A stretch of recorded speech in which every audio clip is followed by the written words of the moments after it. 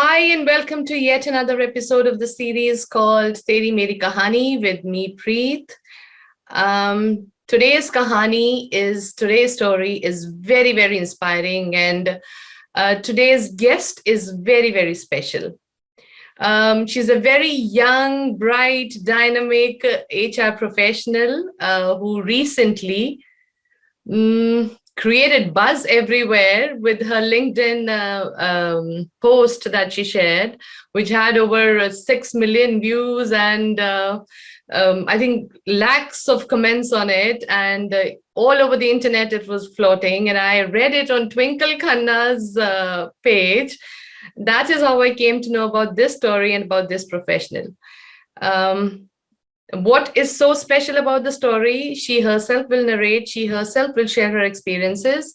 First of all, a very, very warm welcome to this young, beautiful girl from Chennai. Madhupriya, hi. Hi, Preet. Thank you so much for having me here. Thank you so much for sparing time and agreeing to talk to us about your experience and about your life's journey. Madhupriya, I think your story is a story of dreams, of hope, of aspirations, of all the trials and turbulence, like which comes in the everybody's life. I think some face it a bit on the with a lower intensity. Somewhere it's like a storm kind of a thing. Let's start with your journey first. The young Madhupriya is born in a family in Chennai, in Egmore. Is it called your town, your city? Yeah, yeah, Egmore. Egmore to your parents. Now let's start from here. You continue with it. Yeah, okay. So, as you know, I am from Chennai, a proper Tamil speaking girl, having been out of Chennai, actually, not even to the north. So, a very conservative family, and my parents, they're school dropouts, Mhm. and they run a little vegetable shop in Egmore. They've been doing that for the past 3 decades. And I have an elder sister. So, an Indian, South Indian, especially when they're in the middle class and they have two daughters, you could imagine their fear, for the future of the girls and how they're going to, kind of invest a lot of money for their wedding and all that. So their worry was heavy, and especially my mother, she always wanted a son, and having two daughters, it was a nightmare. And then she decided she doesn't want, my sister and I to have the life that she had. She had high aspiration. When she was a kid, she was a volleyball player, and she used to do good in studies too. But then she had 11 other siblings, so you could imagine what a middle class person would struggle to get everybody educated. So it didn't happen, and she had to drop out of school to take care of her siblings at home.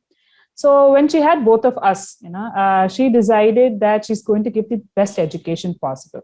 She already had in mind a school which she once wanted to study in. It was one of the top 10 schools in Chennai, and her aspiration was high.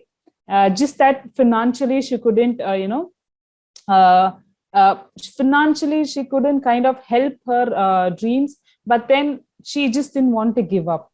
She had a life, right? Though she could not live it through her, she decided to give my sister and I the best. It just So that's how. her dreams flow Exactly, the genes that came into you. Um, yeah, exactly. it's so she's relatable. like she's like, it's okay if I didn't have it, at least my children should have. And we are kids, so we didn't know about the school, or we didn't have a high aspiration. So my mother decided it for us, and she had to kind of convince my father, because it wasn't easy for them to afford the school fees and just the lifestyle in that school. So she had to convince my father, convince the family, and it was a joint family. It's not easy. I think around 8 to 9 people were living together. Her in-laws and her brother-in-law and sister-in-law. So it was a huge family at that time, and to convince everybody that she's going to spend too much on a girl child's education, it's not a play, right? It's not easy. Everybody's like, let's not spend on their education. We'll have to keep it aside for their wedding. And then after so much convincing, all that, and then finally she was able to give us the best. So I think, as a child, my life turned. It's because of my parents. My father, though initially he was a little hesitant, being the typical father, they're Yeah. worried about the family. So he was a bit hesitant on spending too much. But then he's like, it's okay. As far as it's going to education. So he was okay with it as well. I think it is the perspective of these two adults that my life and my sister's life changed. Otherwise, I picture it to be very different. How not like how I am today. But when I read your story, Madhupriya, when I contacted you, I had lots of appreciation for your grit, for your determination. But I truly salute the resilience and to actually stick to what your mother thought, what her plans was, and like adamant. She was so adamant that she didn't want to move, or because I read somewhere that to that particular school, the convent school, the all girls school that she wanted you girls to go, she continuously over years, she was going to that school and trying to convince the principal to take her children. And first year, no, second year, another no, and third year, I think finally Yes. the principal gave up, and it was like, okay, she's not going to budge. Okay, come on.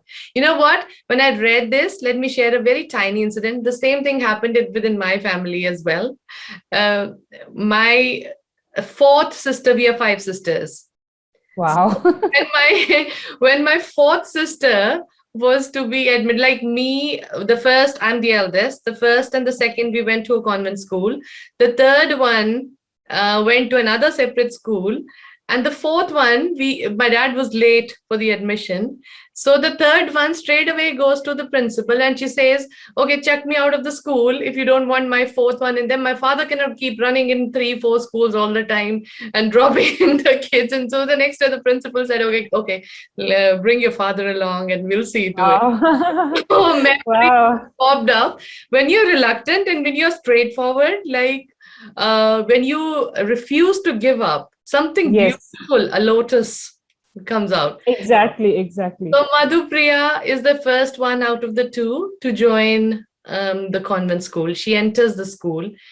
Yeah. Obviously, not with very big dreams, because for a child, it's just a regular school. It can be any play.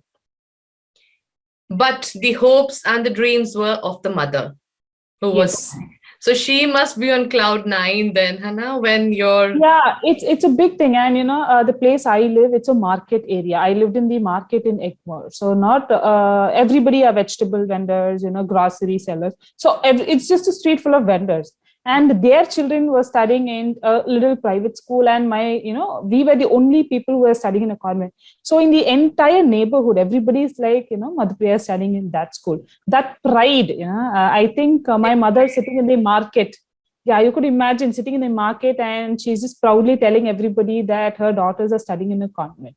So it's a little thing to others, but then it's a whole different thing to my The parents. first step, the first out of the Exactly. community and to go into the convent. Yeah, Madhupriya, exactly. while in the say in the lower standards, like lower classes, Madhupriya wasn't aware of the class consciousness, wasn't there.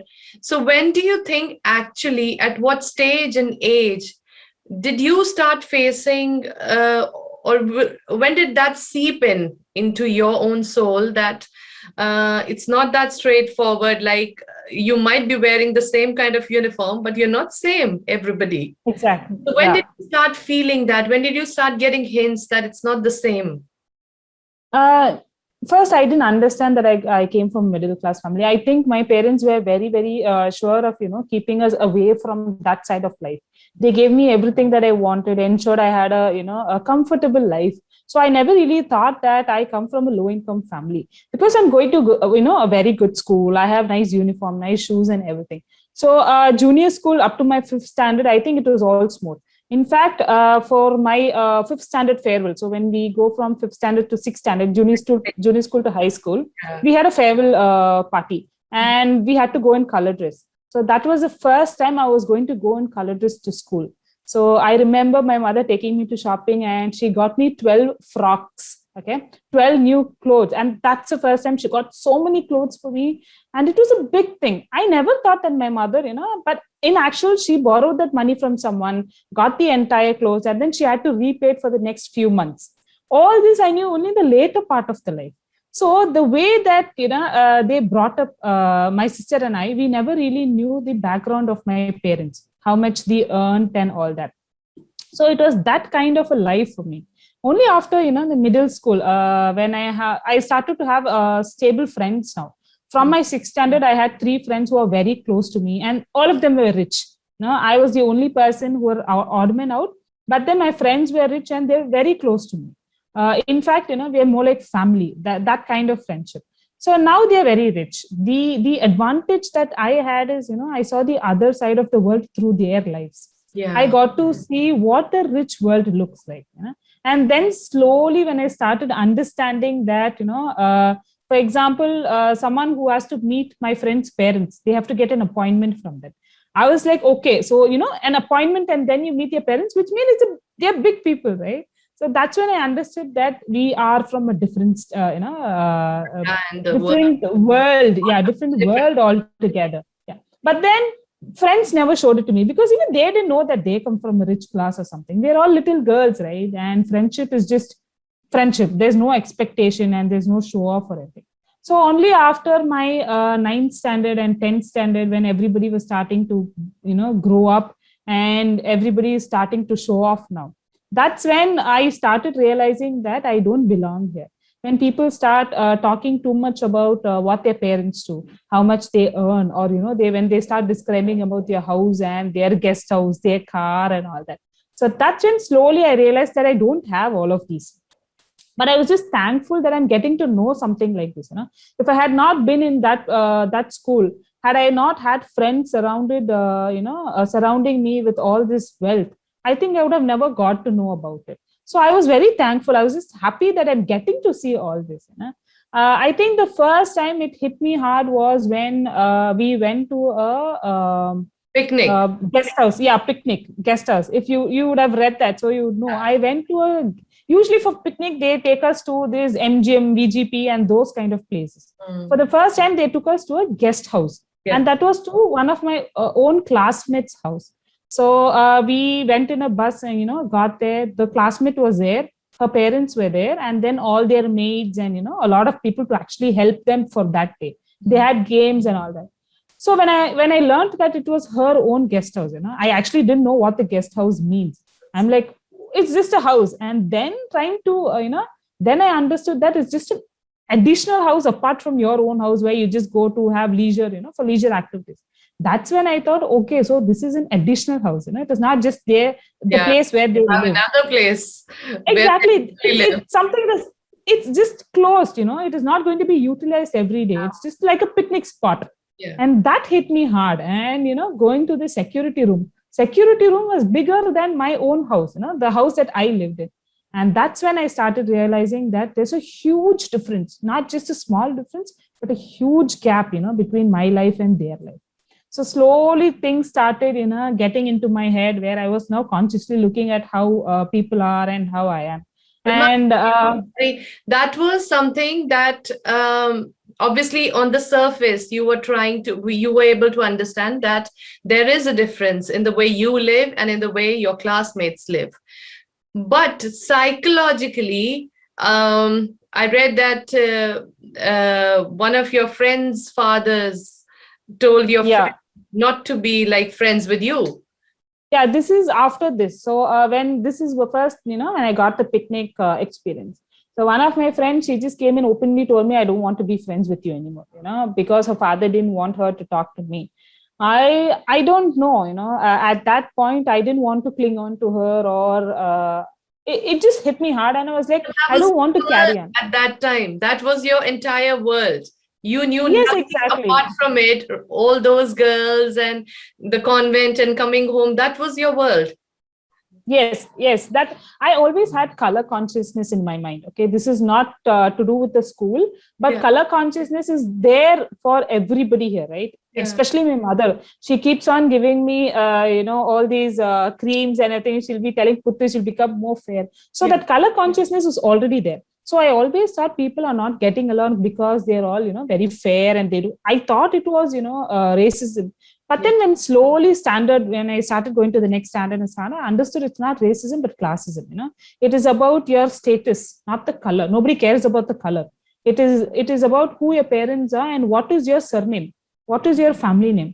In fact, throughout school, I've always thought to myself, when I grew up, I want to buy a house and I want to name my house, with a surname, because that practice is not there in my family, and we don't make it a, it's not really looked at.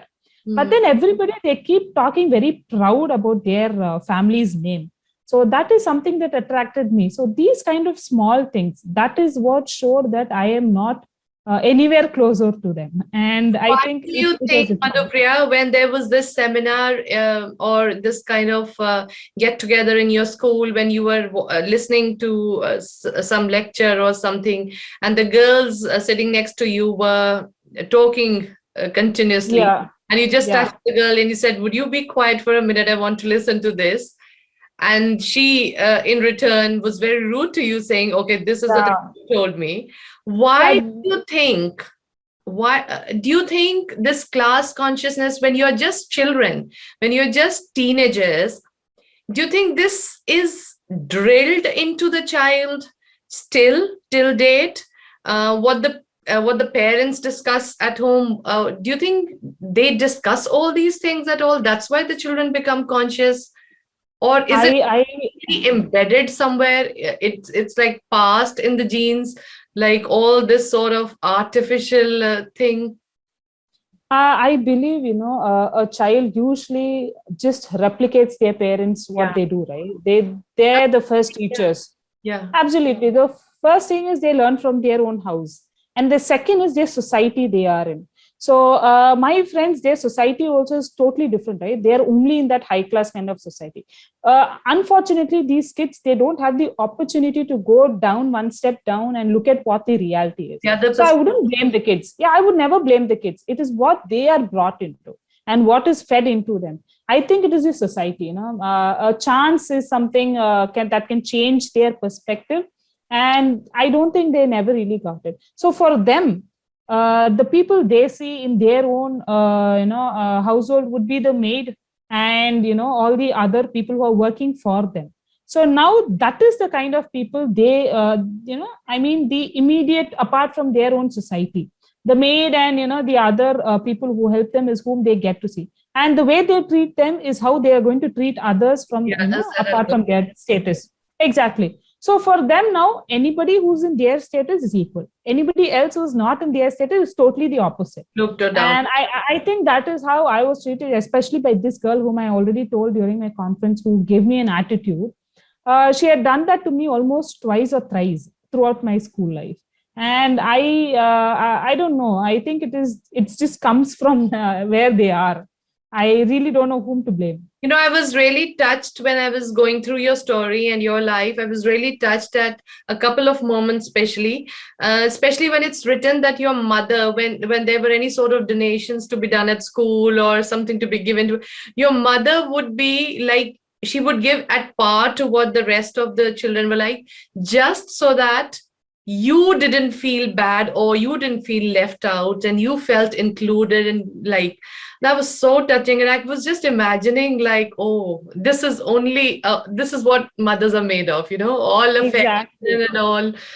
Yeah, And absolutely. I would like, just like to elaborate on that. So what happens is every Christmas, it's a Christian school. So Christmas is a big event for us. mm, And that's when, the students go collect donations and give it to the school so yeah, that they get some groceries for the homages. So what happens is the place that I go and collect money is from another vendor. Like yeah, I told you, in my yeah, own neighborhood, they're all vendors. yeah. So they would give We me do five the same with rupees. the Helpage India, kind of. Yeah, yeah. So they'll give 5 rupees or they'll give 10 rupees. I'll have to go to each shop. By the end of the day, I wouldn't be able to collect more than 100 rupees or even 150 rupees for that matter, not more than that.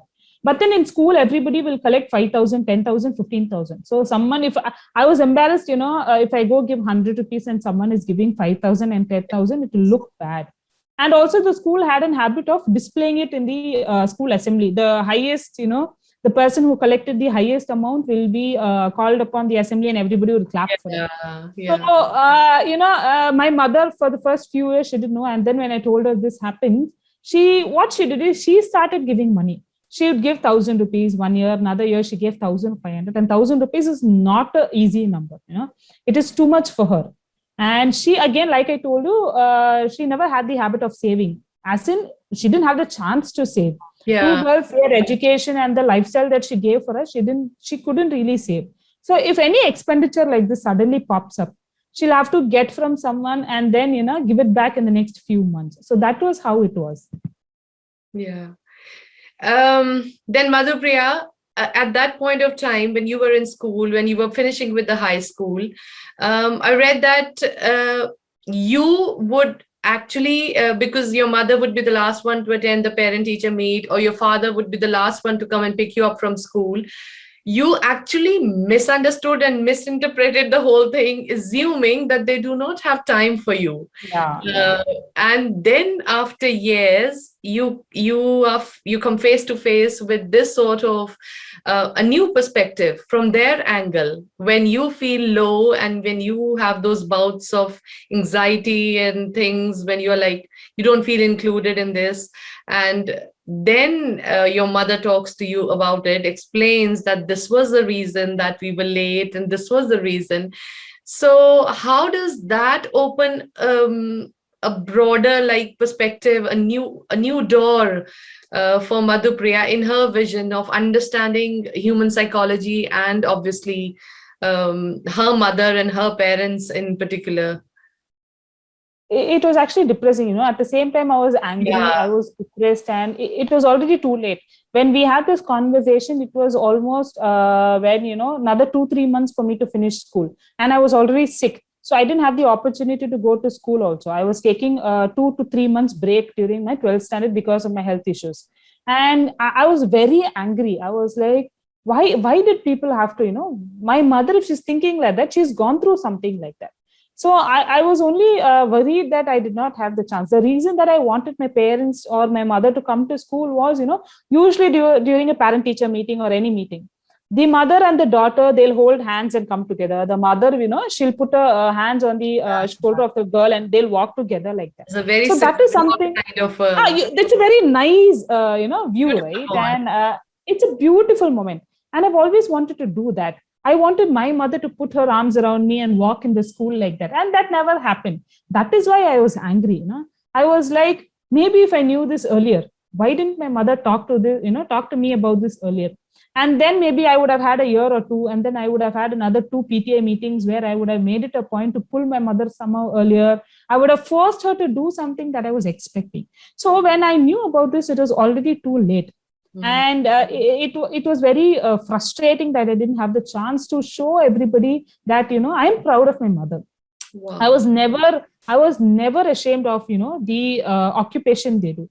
In fact, the clothing that I wear, the education I got, the English that I speak, it's only because they sold those vegetables. I'm only thankful to that, right? I can never feel embarrassed. So when I knew the reality, that's when I think it is the anger that kind of pushed me forward. And by the time I could get well and go to college, it was another 2 months break. And then when I went to college, my mother was the one who came. I told her, this time you have to come with me to college. So I remember for the first year of my class, she came into the college, dropped me near my classroom, and then went back. I made it a point that she sees the classroom, she sees the student, she stands there, says goodbye, and then goes. So I was the last person to join in the class because of my health issues. So everybody was looking at me. Someone new was coming into the class. I went to the classroom, turned back, said bye to my mama, and then went inside. So everybody was looking at my mother. Throughout the college, actually, my friends remembered that scene. They were like, this grown girl is coming inside. She's behaving like a little girl, saying bye-bye to her mother. So I think that one day it did create an impact in a lot of my friends, and they remembered me and my mother for that particular day. And that is actually what I wanted to do. So that's how, the LinkedIn post came in. Yeah. So Madhupriya, the life in the college, do you think that was comparatively easy for you now that you understood the things and you saw it in that light and you were ready to face the world in one way or the other? So Exactly. was better than the school one, psychologically, not otherwise. Psychologically, yes. It is only 3 years. Again, it was an all-girls school. Etraj is again an all-girls college, not school. Oh, Sorry. right. Yeah. So all-girls college, and I had a very good friends, a batch of friends. We around 6 to 7 of us, and again. This time there was no class, no classism, no status, no nothing. We are just friends, and it was very nice experience. We used to go to their parents' house, my friend's house, and now the parents started talking to each other. I made it a point that my friends from the beginning, though in school I told you the 3 friends I already had, their parents had seen my parents. In fact, they know each other very well, but not the other people. But in this time in college, I ensured that everybody knows my mother. So everybody knows who I am. So that was a conscious action that I had to take to ensure that my mother knows everybody and everybody knows my mother. So it was you comparatively did your easy. degree in English literature? You did your honor? Yeah. Yes. My bachelor's in English and master's in social work. So, all right. And then you stepped into the HR thing. Yes, correct. So Madhupriya gets the campus placement, and you are placed in one of the companies over there. And then at that point of time, your family background, and you're from being such a humble background, actually works as an asset. And then they know that this will be the additional like cherry on the top for all your abilities. Like this would prove to be a better, and from them then on your journey continues, and then you get promotion, and then this LinkedIn post comes up, which is a post of gratitude with a picture of you and your mother, and that post says it all, and that touches the hearts of so many people, I think, were sailing in the same boat, who have those suppressed feeling, and who have those sometimes sort of a regret for not being able to come out with that sort of affection and gratitude. Would you tell something about that post that you wrote, and what kind of like did you expect that thing to happen, like become that internet sensation over, or no. It wasn't intended, like I've already told. It was a normal post for me. It was never to inspire anybody. First of all, the word inspiring, never actually came to my mind, because for me, it is my life. I'm just saying now everybody that I'm proud of my mother. Like I told you, I didn't have the chance back then in school. Now I have the chance. So I want everybody to know from where I came, so it was meant for a very limited audience. If I actually didn't want my friends also, kind of to be a part of it. So it was just for the professional background, to show my ex-colleagues and my schoolmates who are there. It is a very simple thing. So suddenly when it started to become viral, I didn't understand why. And slowly when I started reading the messages, and slowly people started reaching out. Then that is when I understood that, it's inspiring a lot of people, because now people were starting to connect it to their life. A lot of people told me, I'm very sorry and I regret that I did not treat my parents well. Yeah. Most of them, the case was the other way around, where they were embarrassed of their parents' occupation. So now looking at the post, they're like, I feel very bad for feeling embarrassed of them. Looking at your post, my perspective has changed. I'm so thankful to you. And that's when I understood, okay, it's actually creating a change, a thought process is changing. And that's when I understood why people were using the word inspiring, because until then I didn't understand.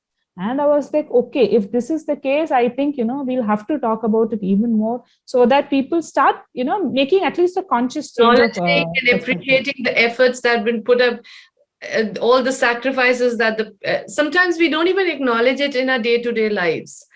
Absolutely. It's really bad. It's really sad, because now as parents, every word from the child counts. Every tiny gesture means the world to them. So I think this is one of the things that I always encourage and always support, that openly express your emotion and gratitude and love, and not the hatred. Openly express the gratitude and love for anybody who's supported you in your journey and who's been there for you, and especially the parents. So Yeah, that yeah. post really, really was so touching, and that needed it actually. It went viral because of a reason. Yes, yes. I think it is the emotion that went and hit people really hard. When people were telling me that they had tears in their eyes, it made I me had think tears in why. my eyes when I felt. I told you, I could. Yeah, Yeah, because it had so much of love and gratitude. It was just brimming with so much of affection, and I think your mother must be so proud. What was her reaction when she's very proud, and she's very proud. She's very happy. Suddenly people are looking at her. They're paying attention to her. A Yeah. lot of her customers, from Kerala, from Karnataka, they are calling. And in fact, the news article got, printed even in Telugu and Malayalam. So Yeah. I didn't know about it. So I'm a Tamil speaking person. So I had an article in Tamil. It was very close to my heart, and when my parents read it, they had tears in their eyes, because it spoke about the entire history of my parents. Yeah. My father and mother, they were literally crying. And then I saw another post in Telugu. First of all, I didn't even know it was Telugu or, Kannada. I didn't know what language. And there was another post in Malayalam. So what happened is now my mother was beaming in joy. A Malayali actually came and told her, Amma, you are now famous in my state.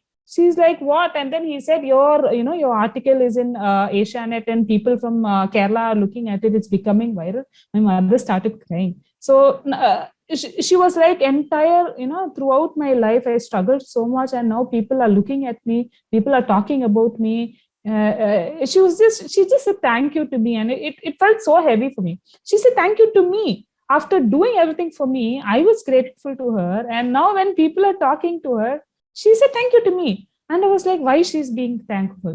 Even recently I saw a article.